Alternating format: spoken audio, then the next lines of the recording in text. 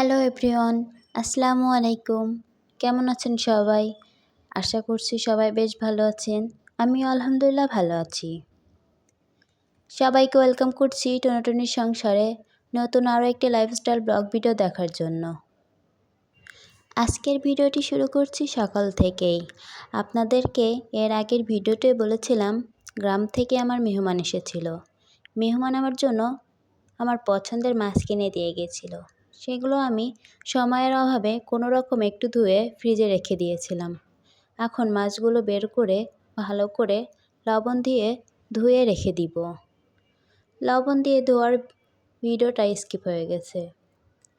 এভাবে আমি সবগুলো মাছ ভালো করে ধুয়ে বক্সে করে রেখে দিব।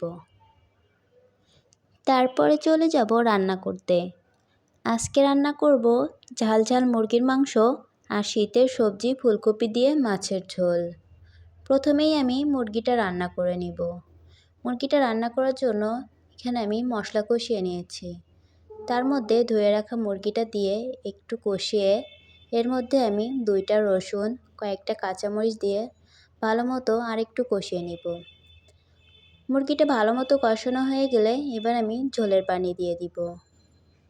ঝোলের পানি দিয়ে কিছুক্ষণ জাল করলেই আমার মুরগি রান্না রেডি। এবার আমি মুরগিটা একটা বাটিতে নামিয়ে নিব।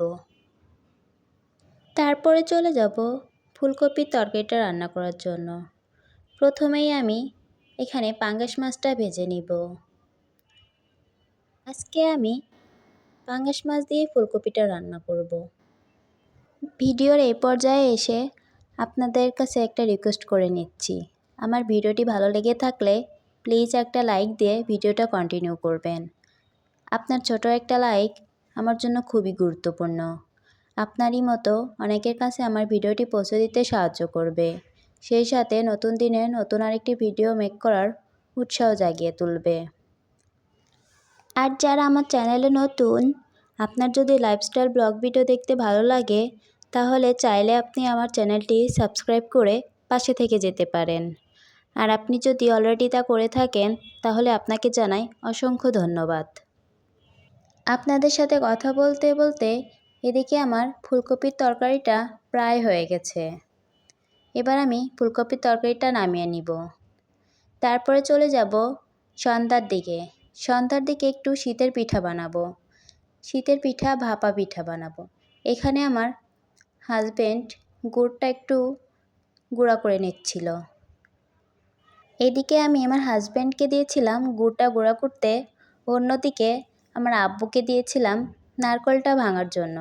আমার আব্বু প্রথমে নারকেলটা একটু ফুটো করে পানিটা বের করে নিয়েছে, তারপরে নারকেলটা ভেঙে নিল। দেখুন নারকেলটা অনেক সুন্দর ছিল আর অনেক মিষ্টিও ছিল। তারপরে আমার হাজব্যান্ড নারকেলটাও কুড়ে দিল। গুড় আর নারকেলটা রেডি হয়ে গেলে আমি একটা বাটিতে উঠিয়ে একটু ভিডিও করে নিলাম। তারপর চলে গেলাম পিঠা বানানোর জন্য। এখানে আমি অফ ক্যামেরাতেই পিঠার জন্য গুঁড়াটা রেডি করে নিয়েছিলাম। তারপরে একে একে পিঠাগুলো বানিয়ে নিচ্ছি। আমার কাছে ভাপা পিঠা বানানোর কোনো ছাঁচ ছিল না, ছিল একটা ছোট ঢাকনা। সেই ঢাকনা দিয়ে আমি পিঠাটা বানাতে চলে আসলাম। প্রথমে আমি একটু ঢাকনা দিয়ে গুঁড়া নিয়েছি, তারপরে গুড় দিয়েছি, তারপর আবার চালের গুঁড়াটা দিয়ে উপর দিয়ে নারকেল দিয়ে একটু চেপে চেপে রেখে দিব। প্রথমেই আমি চুলাতে একটা পাতিলে পানি গরম করতে দিয়েছিলাম। পানিটা যখন গরম হয়ে ভাপ উঠবে তখন ভাপা পিঠাটা আমি দিয়ে দিব। তারপরে একটা ঢাকনা দিয়ে ঢেকে দিব। কিছুক্ষণ ঢেকে রাখলে আমার ভাপা পিঠা রেডি। একে একে এভাবে আমি সবগুলো ভাপা পিঠা বানিয়ে নিব। শীত মানেই পিঠার উৎসব। শীতে নানা রকম পিঠাপুলি খেতে বেশ ভালো লাগে। সবারই মনে হয় শীতের পিঠাপুলি খেতে অনেক ভালো লাগে। কার কার পিঠা খেতে অনেক ভালো লাগে কমেন্টে জানাবেন কিন্তু। এরপর আমি সবগুলো পিঠা বানিয়ে নিয়েছি। তারপরে আমার বেলকনি থেকে অনেক সুন্দর চাঁদ দেখা যাচ্ছিল, সেটাই একটু ভিডিও করে নিলাম।